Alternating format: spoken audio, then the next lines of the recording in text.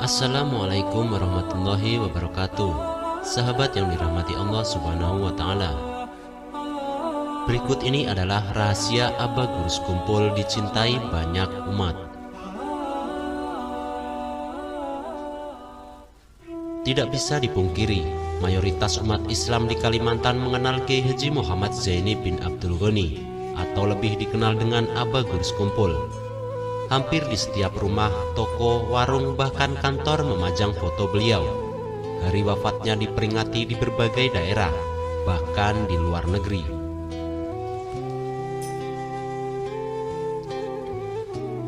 Puncaknya di majelis yang dibangunnya haul dihadiri jutaan manusia, meski tanpa undangan berbagai kalangan, dari rakyat jelata hingga para pejabat.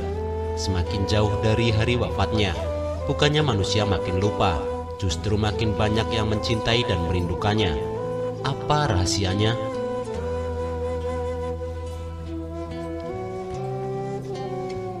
Tak ada buah tanpa bibit, tak ada badai tanpa angin. Semua pasti ada embrionya, di mana sesuatu bermula tumbuh berkembang hingga membuahkan hasilnya. Tidak terkecuali Aba Gurus Kumpul.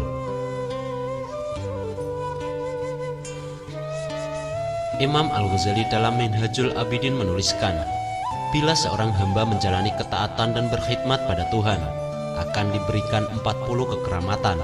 Salah satunya selain dicintai Allah, juga dicintai banyak orang dan diterima berbagai kalangan.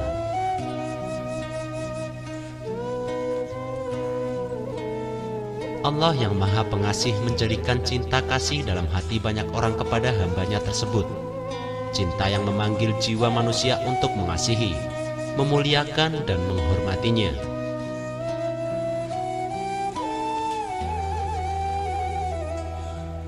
Bila kita membaca sejarah hidup Aba Gurus Kumpul yang senantiasa menjaga ketaatan di bermacam kondisi dan keadaan, selalu menerima apa yang digariskan, susah dan senang, maka suatu kewajaran bila beliau juga menerima keramat seperti yang Imam Al-Ghazali sebutkan.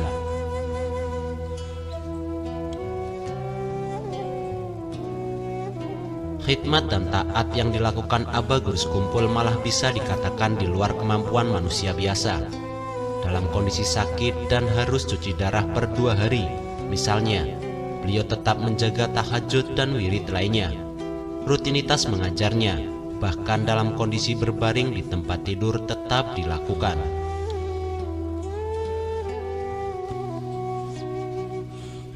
Ketaatan Aba Gurus Kumpul kepada Tuhan tidak terbatas pada ibadah mahdhoh atau ibadah pribadi, tapi juga ibadah sosial.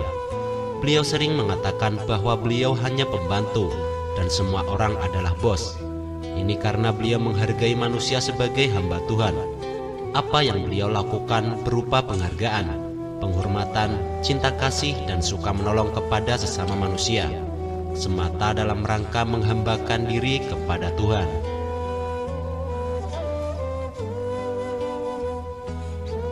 Umumnya tabiat manusia suka kepada orang yang rendah hatinya. Sebaliknya, benci kepada yang sombong dan selalu meninggikan dirinya. Siapa yang ingin dicintai dan dihormati semua kalangan, maka memposisikan diri selalu di bawah kedudukan orang lain adalah kunci rahasianya.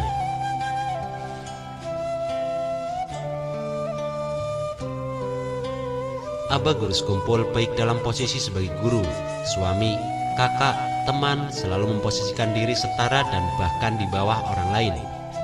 Semua orang merasa terhormat bila berhadapan dengan beliau.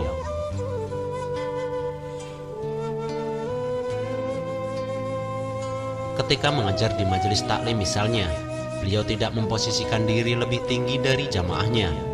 Kepada yang lebih tua beliau bersikap sebagaimana junior terhadap senior. Kepada yang seumur menganggap teman. Kepada yang lebih muda memposisikan diri sebagai ayah yang penyayang, padahal beliau guru dan jamaah adalah murid.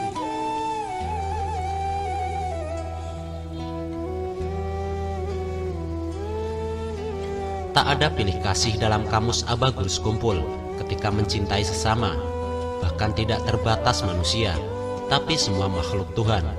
Salah seorang pernah bercerita, suatu kali diminta Aba Gurus Kumpul membelikan kacang hijau. Sebagaimana biasa, beliau selalu menyerahkan uang lebih dari harga yang bakal dibeli. Sisanya pasti diberikan kepada yang diminta bantuannya.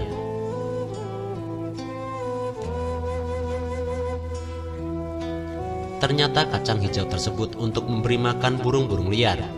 Bermacam jenis burung berdatangan dengan jinak, memakan kacang hijau yang disiapkan Aba Guru Sekumpul. Setelah kenyang, burung-burung tersebut dibiarkan bebas terbang sesukanya.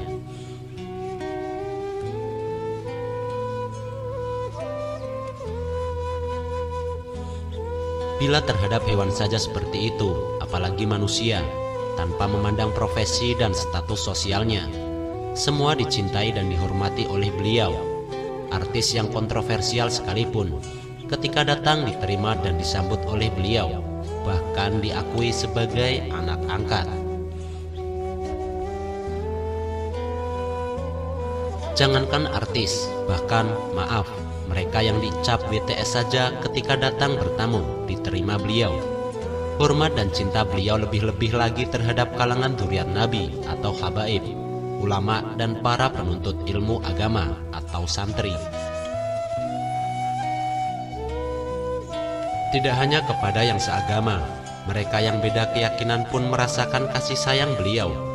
Ketika menerima tamu suatu komunitas yang di dalam rombongan ada yang beda agama, semuanya beliau sambut dengan pelukan tanpa membeda-bedakan.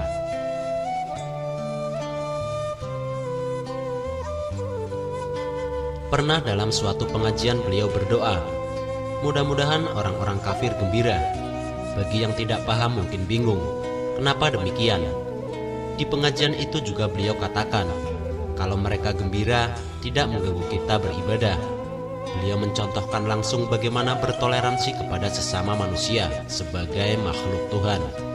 Toleransi yang mengundang kedamaian dalam kehidupan.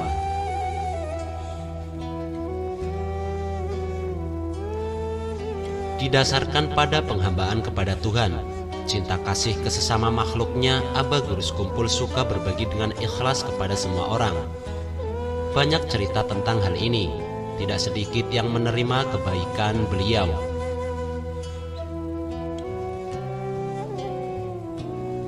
Salah seorang pernah bercerita, istrinya dan ipar-iparnya selagi masih kecil dan berstatus yatim, selalu menerima tunjangan rutin dari Aba Guru Sekumpul. Padahal jarak rumah dengan Aba Guru Sekumpul lumayan jauh dan tidak ada hubungan famili. Ini menandakan perhatian beliau terhadap anak-anak yatim. Bukan hanya yang dekat, tapi juga yang jauh. Bukan hanya dari famili, tapi juga yang tidak ada hubungan keluarga.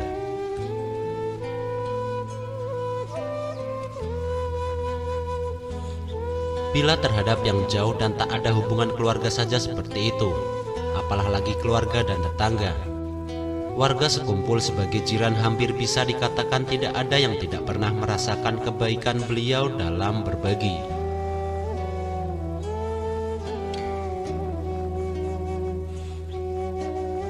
Ini bukan hanya pada saat berkecukupan secara ekonomi. Sifat suka berbagi sudah tumbuh sejak lama dalam diri beliau. Teman-teman masa muda selagi menuntut ilmu rata-rata pernah menerima kebaikannya.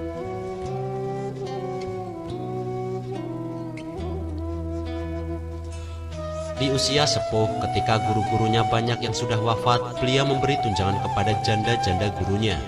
Prinsip yang sering beliau sampaikan di pengajian, bila PNS menerima pensiunan dari pemerintah, maka janda guru agama atau ulama semestinya menerima tunjangan dari murid-muridnya.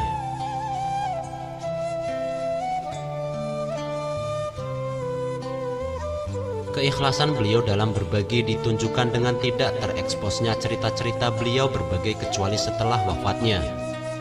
Semasa hidupnya banyak murid yang tidak tahu bahwa beliau menghabiskan miliaran rupiah setiap bulan hanya untuk berbagi.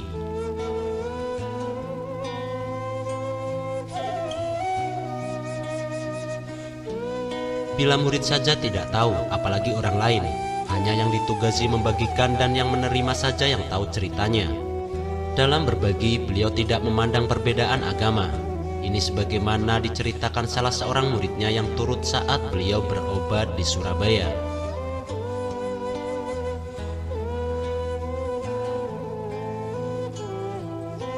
Ketika itu menurut ceritanya, Aba Guru Sekumpul memerintahkan membeli beras dalam jumlah banyak dan minta dibagikan kepada seluruh karyawan rumah sakit.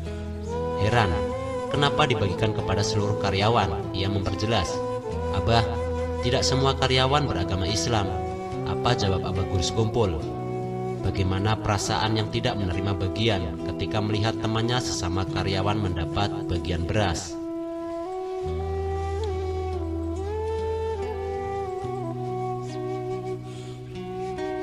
Bukan sebatas materi, Aba Guru Sekumpul juga senantiasa berbagi yang imateri, berupa doa dan hadiah pahala kepada jamaahnya. Beliau sering menyampaikan, meski sudah sakit keras masih saja rutin mengerjakan ibadah.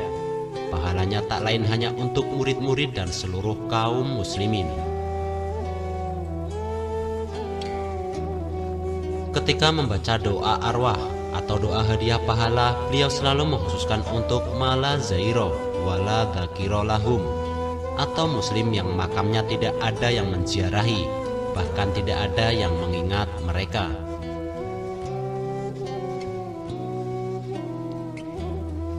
Ini menunjukkan rasa cinta kasih yang luas dan mendalam terhadap seluruh kaum muslimin, tidak terbatas pada kalangan ulama dan aulia serta keluarga, sebagaimana lazimnya orang baca doa arwah, tapi terkhusus pada orang-orang yang sudah dilupakan dan tidak ada yang menziarahi kuburannya.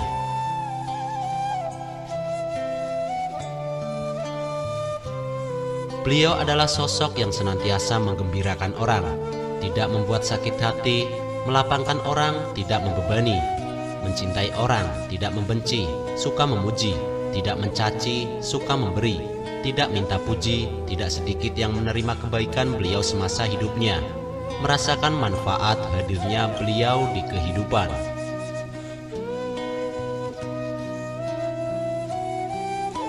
Karenanya wajar bila kemudian beliau dicintai banyak orang, karena tabiat manusia mencintai orang yang berbuat baik padanya. Demikian disebutkan Al-Imam Al-Ghazali dalam Ihya.